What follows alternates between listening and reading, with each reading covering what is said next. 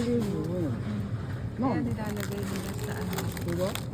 sa tradition nila ng これ、 New Year. やんちゃん、こういう人使うとか、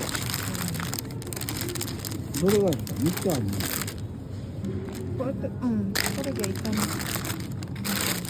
Medyo mahal lang siya, pero これ一つほんなら買う方が son eh. Pero yan kasi yung tradition nila, wala tayong magagawa. Diba? Susunod tayo sa, eto naman. Ayan po pa, flowers for you. Ayan. Ito naman po sa pinaka-entrance yan. Sa moon, lalagay yan. Pero may nagbibigay lang po sa amin. Ayan guys, flowers for you. Diba ang ganda? Ito sa for you. Ito ang nabita ko.